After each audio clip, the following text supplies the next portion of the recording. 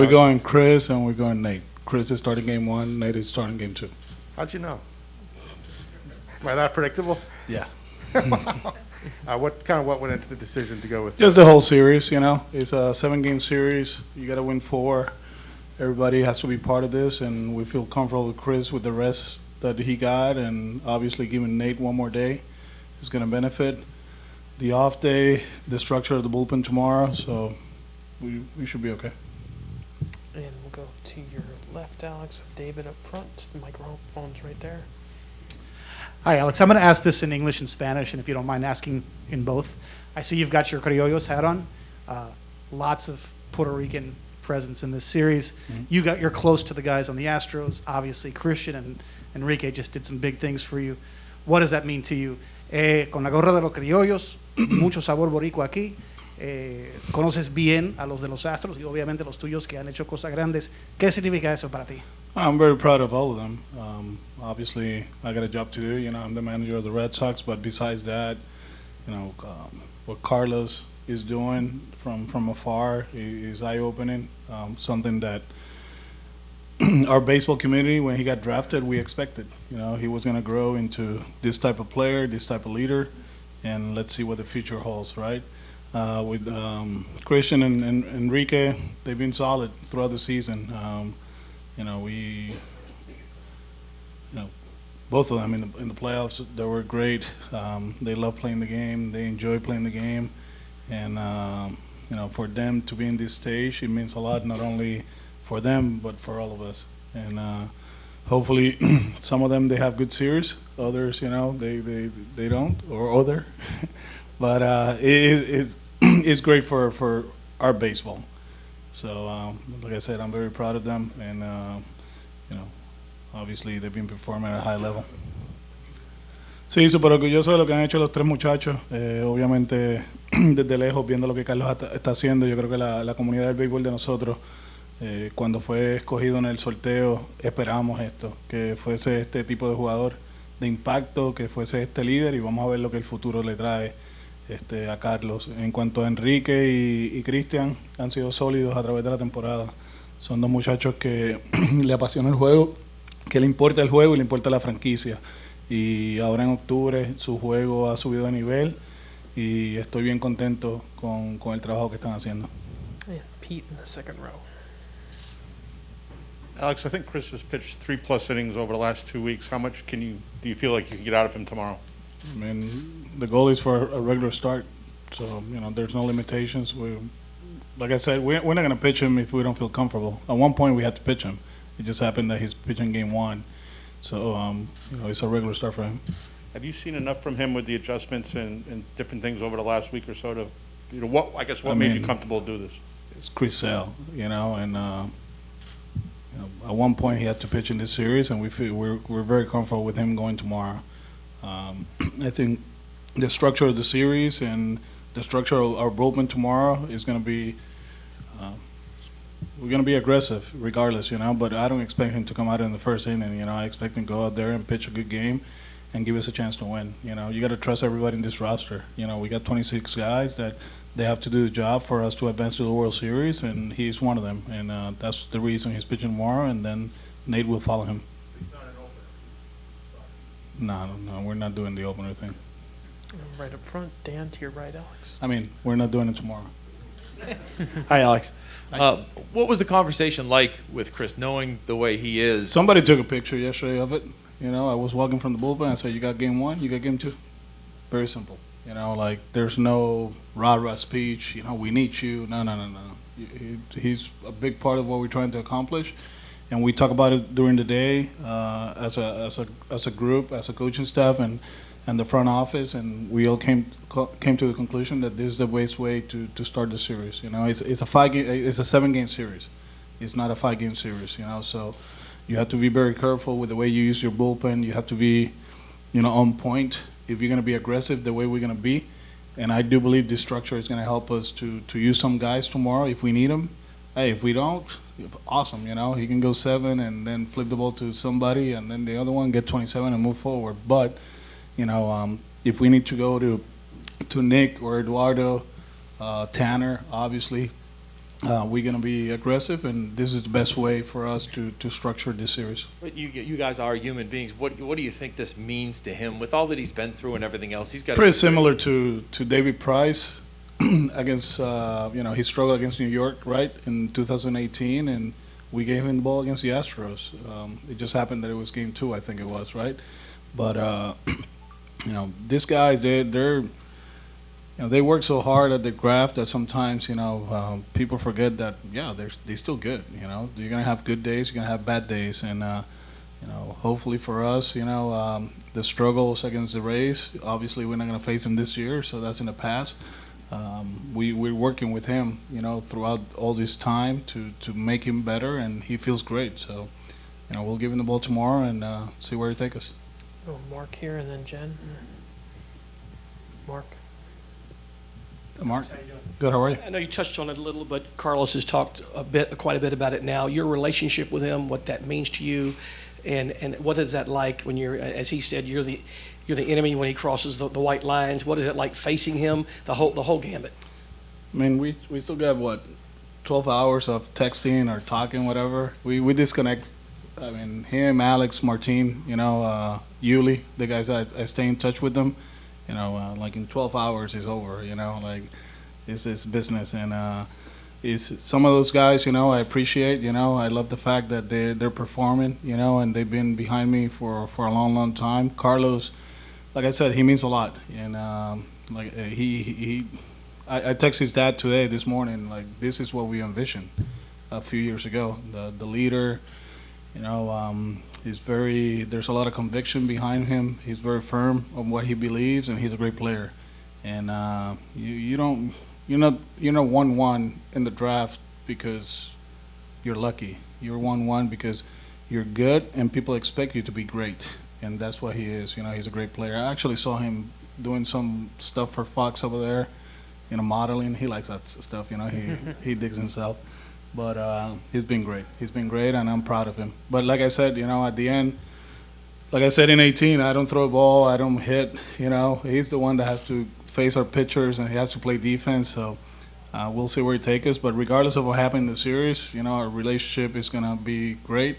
He means a lot to me, and I'm very proud of him.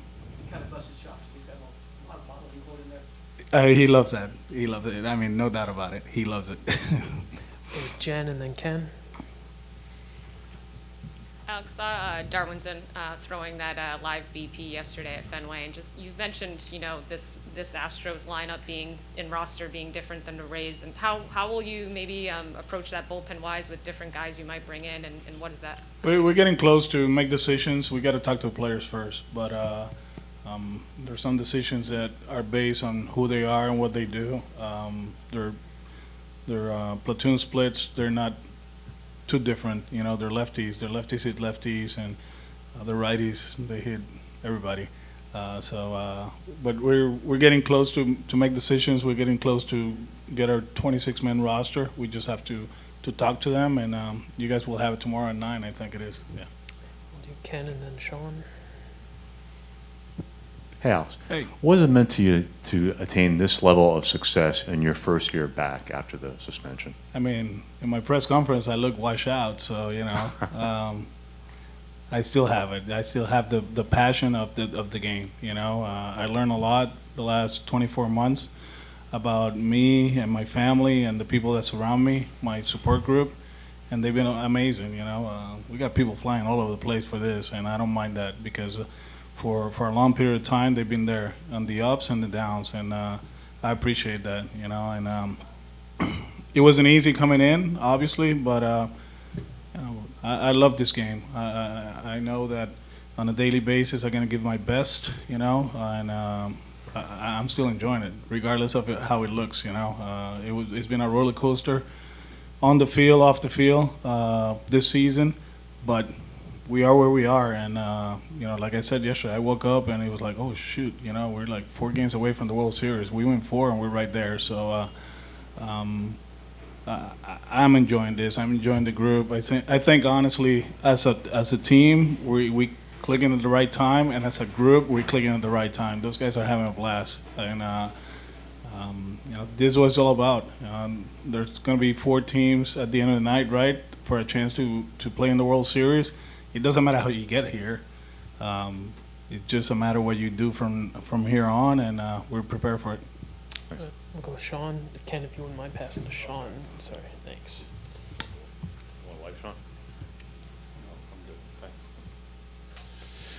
Alex, when you have Chris Sale and Nathan Eovaldi lined up for your first 2 starters, no one would suggest that starting pitching is not important. But I think you could probably make the argument that maybe now more than ever,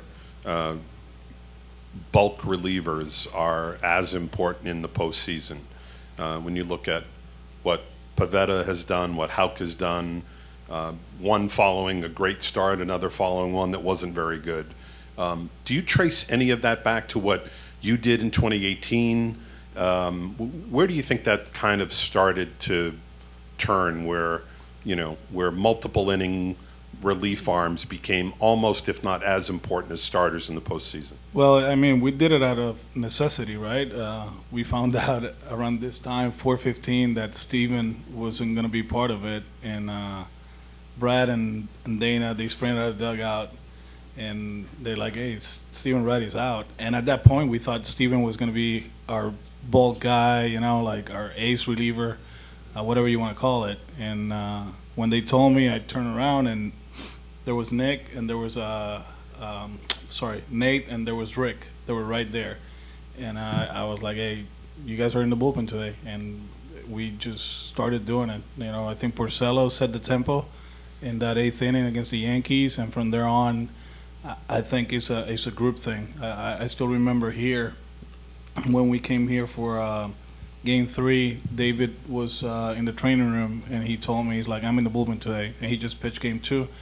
I'm like, no, not today. And he's like, yeah, I'll be in the bullpen. And the willingness for them to do this is what makes it happen. And obviously, like I always said, the medical staff have done an amazing job throughout the season to get them to this point, and they're strong and they're willing to do it, and we will do it. I always said that you play today and tomorrow might rain, but if it rains here, it doesn't matter. We got a roof, but you try to win the game that you play today. And then after that, you make adjustments. But knowing that we have Tanner and we have Garrett and we have Nick and we have Eduardo, and these guys, Martin, they can give us multiple innings. And it's not just multiple innings, it's quality innings and good matchups for us. So that's the way we do it. That's the way we feel about it. I know there's other organizations that they don't agree with it. But at the end of the day, you don't get too many chances to win the World Series, right? Or get to this point. So I think you have to maximize your opportunity, and that's what we try to do. Go to the back right, and then Brian and Christy. Alex, buenas tardes. Primero que nada, gracias por el tiempo. Segundo, el hecho de que ustedes parten no como favoritos, a pesar de estar muy parejos con Astros en diferentes estadísticas y diferentes categorías, ¿qué significa para ustedes la oportunidad de llegar a dar la sorpresa en esta serie y dejar a Astros afuera?